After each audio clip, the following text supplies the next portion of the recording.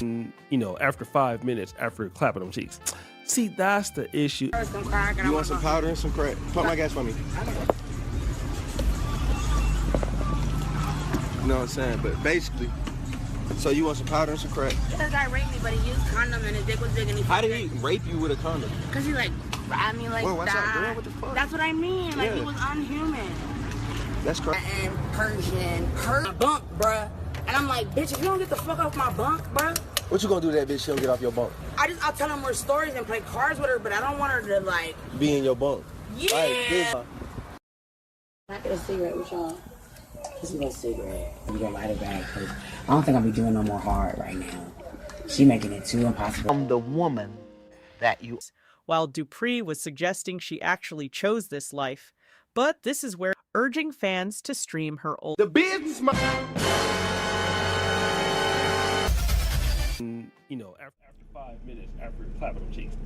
Welcome to the Daily Read, and I am your host, Marcus Gentry.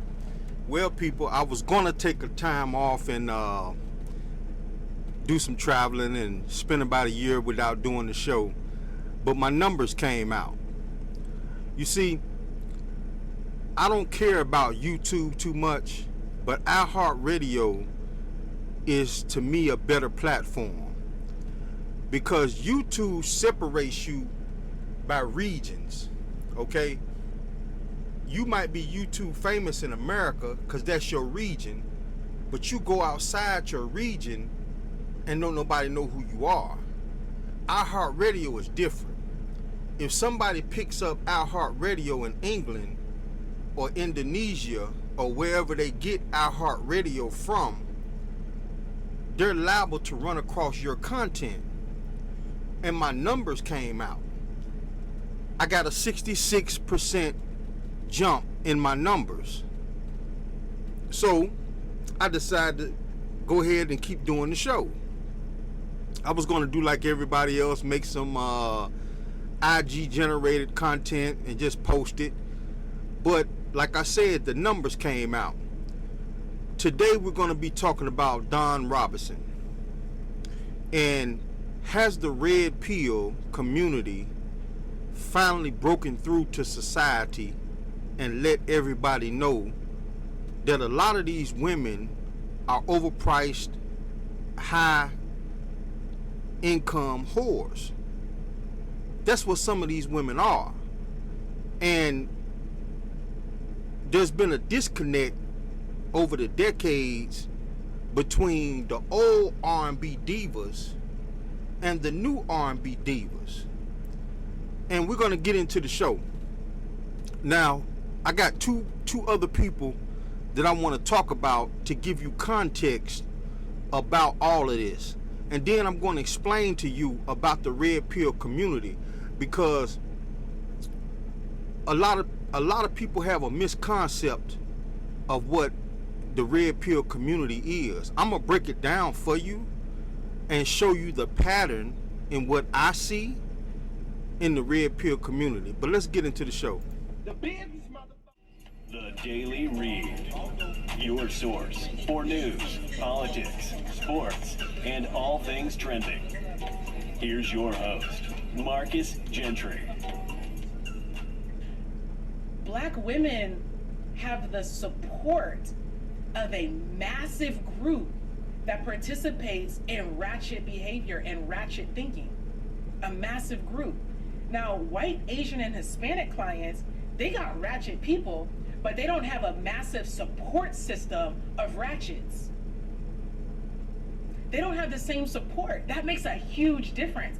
Because if you're going to be ratchet and Asian, especially, if you're going to be ratchet and Hispanic, if you're going to be ratchet and white, you can do that, but they don't have a safe space for you.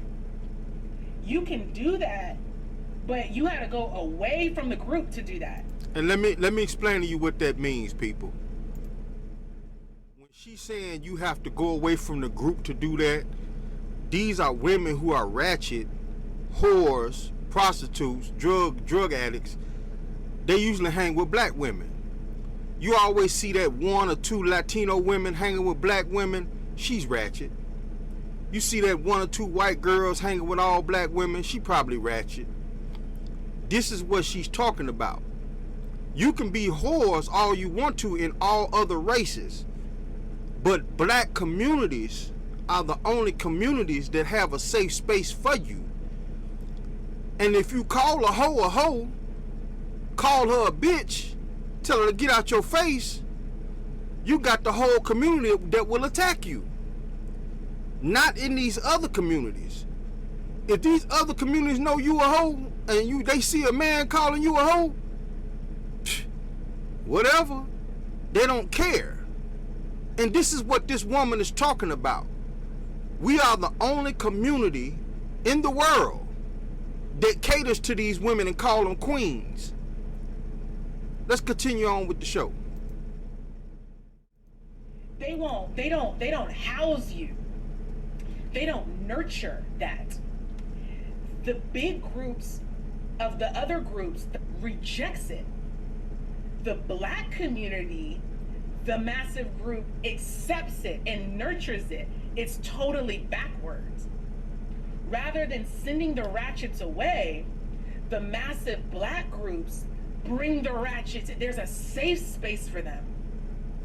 Other groups don't have that, so it helps black women to continue the behaviors. When they're confronted, you look like the minority because you are the minority that confronts that culture, that is counter-black culture. When you confront it, you're the minority and they're the majority.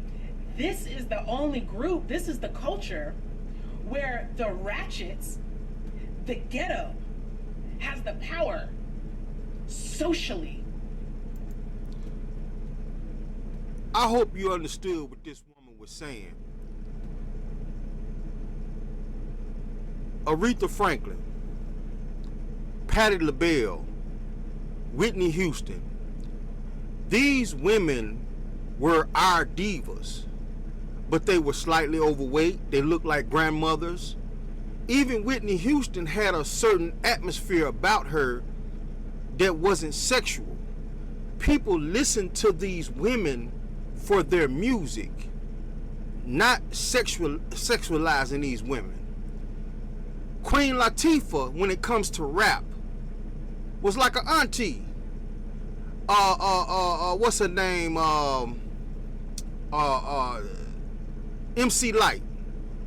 She looked like one of the homies, like a homeboy or something. And what I'm trying to say is, until En Vogue came along, our divas were grandmotherly. Our divas was married women. Our divas, you didn't hear about them sucking dick in the backseat of a car somewhere. Our divas were like these women right here.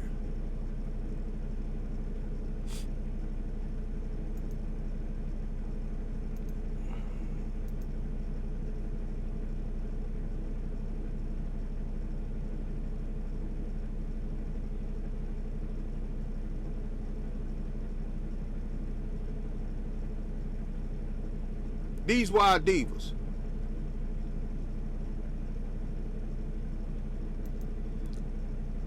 Then comes in Vogue.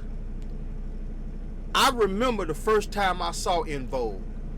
You see, back in Chicago, we had the box. We had the box and we had MTV. We didn't have BET back then. And I can remember when En Vogue stepped out on stage on that video, dressed in all black, ass, tits, beautiful, I was instantly aroused. I didn't look at Patti LaBelle like that. I loved her music. I didn't look at Aretha Franklin like that. I loved her music. Somewhere along the line, our society changed to the point where our divas became over-sexualized, to where it's not about the music, it's about the look. Even some of the music producers can tell you that some of these women come in here and we have to enhance their voices because it's all about the look with them. Some of these women can't even sing. I'm not saying En Vogue can't sing. All of these women are talented. But when it comes to rap, Lil' Kim was the one who over-sexualized female rappers. En Vogue is the one who over-sexualized the R&B female singers.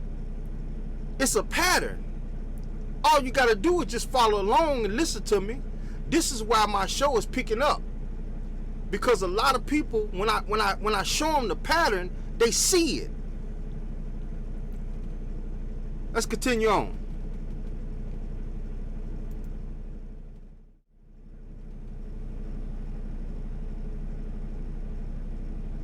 Exactly what my experience with what's her name was like. Oh, with Vivica. She thought I was just saying this stuff like I was overzealous. Right. But I had really the plan, like the layout. Yeah. Something said, and then You had the vision. and then she went off doing stuff that's because she didn't Believe it. believe it. Like, and then it was like it felt like the you know, the court was dragging the horse. Right. And then I had to move away from that because it felt weird. Like it's like that's how publicists and stuff was telling the stuff to do. Yeah. I was like, nah, this is crazy. Because she'd been on before me. Okay. She was making me feel like a little boy. Then 50 Cent became rich. Vivica A. Fox's career kind of died down, and she went from looking like that in the 90s to this right now. But before that, she became kind of bitter. Shout out to O'Shea Du Jackson. This guy right here is funny as hell. I think he's in Africa right now. I think he's a passport bro. I'm gonna talk about that later on in the show. Hated on Kevin Samuels, and then fast forward. Then not too long ago, we saw her on a particular talk show.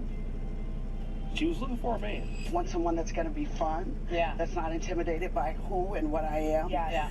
That likes to travel. Yeah. Now keep in mind, this woman is 60. My mother just suffered a stroke. She's 71. She's 11 years younger than my mother. She's supposed to be somewhere making apple pies with her grandkids. She's out here still trying to get some meat, some sex, some dick.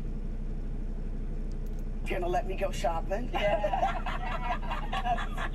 feel like you just spoke it into existence. I hope so, girlfriend. I feel like you so just you got, and I'm taking applications. Oh, you know, if you got a friend. Okay. We'll be all. And I don't discriminate. He can be. Yeah, I'm not against different nationalities. You know that too.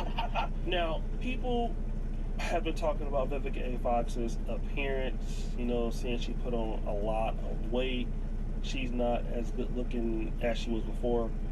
I mean, she's 60. I mean, Vivica A. Fox is still good looking. You know, she's not, I mean, it's not too many people at 60 that's looking like they was when they was 30. But Vivica A. Fox is trying to change that. She's not trying to be single. She wants to let you know that she got ass. This is Vivica A. Fox. She looked like she got a diaper on. Celebrating the fact that she just got a new BBL at 60. And boy, let me tell you that O'Shea Du Jackson crazy. No. I'm sorry, Vivica, but your BBL is looking nice. I'm not even going to front because those are definitely clappable. But the only problem is Vivica. Who's gonna deal with that attitude when, you know, after 5 minutes, after clapping them cheeks? See, that's the issue. And this is the problem that I have with so many ladies that want to risk those surgeries. Now, Vivica A. Fox, she got money and everything like that, and I understand that. But for a lot of you ladies out there, you are really risking your life dealing with these damn BBL surgeries, okay? And the thing that needs to be repaired for some of y'all is not your ass. That's not the biggest issue. Your damn attitude. Powder or some crack? You want some powder and some crack? Pump my gas for me. You know what I'm saying? But basically, so you want some powder and some crack? I had to switch gears. We just got off of Vivica Fox. Now we finna move on to Mia Campbell. Everybody know who Mia Campbell was. She was a famous actress alongside of LL Cool J, and a lot of people have reached out to her. I saw 2 of her porn tapes, and trust me, it's her. And the porn tapes have been scrubbed off the internet. So she has an angel looking out for her. It takes a lot of money to go into these porn agencies and tell them to take down that video. Okay? If that video was legitimately posted and not illegally rape, and believe me, it wasn't rape, people. She's a drug addict. And she's been tossed around Atlanta by dope boys, young guys. They call them young niggas, young YNs, youngins. She's been tossed around, passed around on crack, powder, and she's going back and forth from LA to Atlanta, just being turned out. And the reason why I brought her up, because again, she's not the main topic of this show. Dawn Robinson of In Vogue is the main topic. But I wanted to show you the pattern. And at the end of the show, if you stick around, I'm going to show you the pattern of why the red pill community exists. Let's continue on. Because I raped me, but he used condom and his dick was digging me. How did he rape you with a condom? Because he like grabbed me like Whoa, that. That's what I mean. Like he was unhuman. That's crazy. Wait, I'm gonna say Why he do you like that? He thinks he's Bill Cosby. Like. He said he was Bill Cosby? Yeah, he said he was Bill Cosby. He was all like. So a nigga raped you and he said he was Bill Cosby. But this is my real hair. And bitches ain't got really. Yeah, bitches ain't got no real hair. Show them your real shit. Bitches ain't got quite big. Yeah, you ain't got big titties. Yeah, bounce that ass for a real nigga. Yeah. Yeah. Keep up. No, did you put 80? Wait, okay, no. Oh, I didn't push it. Okay, yeah. Right there. Yeah, we do 89. Here's Cheetos. Here, cheaters. So. Cheetos. I don't want no Cheetos. Well, I want some crack. You want some crack? I was like, I want no cake. No cake to Gucci. I am Persian. Persian? I bumped with a Persian stripper, bro. You was fucking her? Bro, she wanted to fuck me so bad, bro. What happened? She jumped up on my bump, bro. And I'm like, bitch, if you don't get the fuck off my bump, bro. What you gonna do to that bitch? She don't get off your bump? I'll tell her more stories and play cards with her, but I don't want her to, like... Be in your bump. Yeah. Like, bitch, get out my like, bump, I got a bitch. kid, bro. I got a little girl, like... Get out my bump, bitch. What's up, baby? A lighter? No. I get a cigarette with y'all. Just get a cigarette. And I'm probably give you a lighter back. I don't think I'll be doing no more hard right now. She making it too impossible to get in me. She's like exasperating me and doing all this damn talking. And I need to be calm. I can't function with all that fussing going on. Is there a piece that you are ready to let go of today? I think this right here is when the people that's in power in the black community reached out to her and scrubbed the porn sites, because you can't find her video anymore. I've seen them. I've been watching porn since I was 13. I've seen both the anytime a celebrity comes out that has got a porn tape out there, I search for it. I want to see it. And I've seen both of them. I think she has 2 or 3. And in both of these porn tapes, it's not professionally done. Some young guy probably recorded it on his phone and uploaded it. But it's bad. She's ratchet in it. And you can tell she's high off drugs. So it probably wasn't hard for them to reach out to these porn sites and tell these people to take her videos down. Because like I said, right now you can't find neither one of those videos. So somebody like Miss Aaliyah right here, she helps celebrities cope with their problems. She probably helped in scrubbing the internet of her porn tapes. But let's continue on. I'm not gonna let this old me tear me apart anymore. Well, let's take a look at these pieces of you. This piece. How did the little girl that you were become the woman that you are? Was there a breakdown? Yeah, there was a breakdown. And where did that happen for her? I had a problem with substance abuse. That's a powerful statement. Let me, for the past... before we get into Don's story, I just want to say, going back to Mia Campbell, that I had a woman like her in my life, and I tried to help her. She told me she changed. Very beautiful woman. She hung with this white girl who was stripper-like, and I came home from work and they were smoking meth in my spare bedroom. I kicked both of them out my house. She came back later on that night, barefoot, high, begging to come stay with me, and I took her to a woman's shelter, and that was the end of that. Like I said, she was a very beautiful woman, and if you stick around to the end of the show, I'm gonna show you the pattern in all of this. And like that woman said at the beginning of the show, our community protects these women like they're victims. These women are not victims. These women are not victims. Trust me. If I was the type of man who did drugs, I don't do drugs, never have. I drink, but very rarely. I smoke.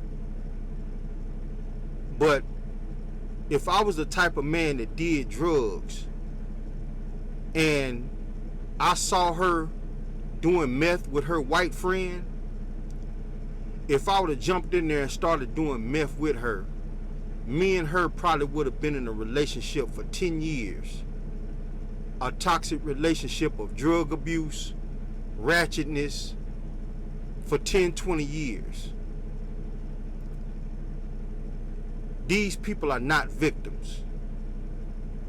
Some of these women are whores, high-price hookers, just like the low-price hookers that you see on the streets. The difference is they deal with men who are worth millions. That's the only difference. People might try to say that is a big difference, but it's not. Whether you suck a man's penis for $50 or $1,500, you still a whore. I'm hoping I'm getting through to you about the pattern. This woman right here was one of the founding members of En Vogue. And when you listen to her story, because I'm like Jermaine Dupri, something ain't adding up. When she telling her story, she's going to tell you, one, she has a assistant. Ain't no homeless person got no assistant. Sorry, not sorry. Number two, a man she called in LA while she was homeless in Las Vegas told her to come up there with him. And I'm going to tell you, dudes like that, they just wanted to get the box. He probably had sex with her a couple of times, put her up in a hotel room, and she was his side piece. And she didn't like that. But that's what you are. Just because you made millions of hit records, you are a side piece. You are a whore. And that's what these men are treating you like. Now let's get back into it. Almost 3 years, I have been living in my car. I said it. Oh my God, it's out. I'm living in my car. Oh my gosh. If you remember, if you guys were with me, in 2020, I did like 105,000 interviews. And in the interim, I was living with my parents in Vegas. And that was wonderful until it wasn't. I love my mom, but she became very angry. And a lot of her anger she was taking out on me, and I was her target all the time. And I was like, I can't deal with this. Like, I respect her. Confusion number one in her story. She's like a man staying in his mom's basement at the age of 40. You 58 years old. Why the hell is you staying with your mama? Where your husband at? This woman was a whore. And it's going to come to light later on in the show, because I know some of y'all are getting triggered by me saying that. But listen, just keep listening. Too much. I didn't understand it. I still don't. And it hurt me. So I was just trying to figure it out, but I couldn't. You can't read someone else's mind. You can't figure them out. They got to figure themselves out. So I was like, let me get out of here. And I was sleeping in my car for maybe about a month in Vegas. And then the guy that was co-managing me at the time was living in LA. And he said, you need to come back to LA. This where the confusion number two comes in at. She's in LA, homeless. She got a dude who's a producer. He's probably got money. And he's like, oh shit, I got a famous singer on my hotline. I'm finna get her back to LA and blow her back out. And then dump her. Pump and dump. Because it's getting ready to be fire in Vegas. You need to come back. I love LA, so I said okay. And he said that I could stay with him. And so I was like, okay. But you have a dog, I have a dog. And he's like, I don't have a lot of room, but I'll make room for you. And then when I got to his place, he actually did have room for me. So it turned into, okay, well, I'm going to put you in a hotel for the night. And that one night turned into 8 months. Oh my God, you guys. I was like, no, this. Listen to her story, people. That one night turned into 8 months of him blowing her back out. And she hoping that he puts her up in a decent house. He got her in a hotel room. This is a multi-million record singer. I can't say she made multi-millions of dollars because she's living in a car. Other people probably got that money. But she done sold millions of records. Now you got this producer who has the inside scoop on her because she called him. She know what she has to do.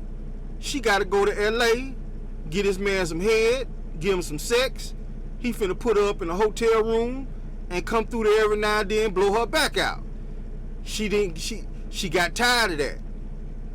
It's unacceptable because every apartment that I looked at, every single time I looked at a place, I would call him and I'm like, okay, can you meet me here?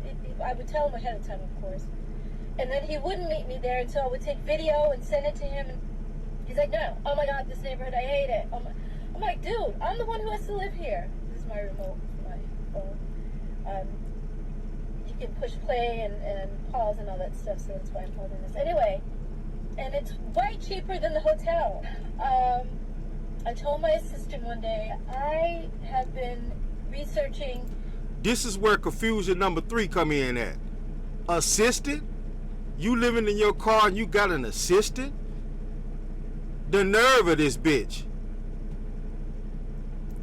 Car life. There's a whole community of people that live in their cars, and a whole community of people that live in their RVs, and a whole community of people that live in vans. Van life, car life, RV life. And I loved what I was seeing. I just thought, wow, these people I can do that. I can do this. I think. And I ended up in my car, and it's been, like I said, 3 years. But here's the shocking part. Jermaine Dupri wasn't convinced.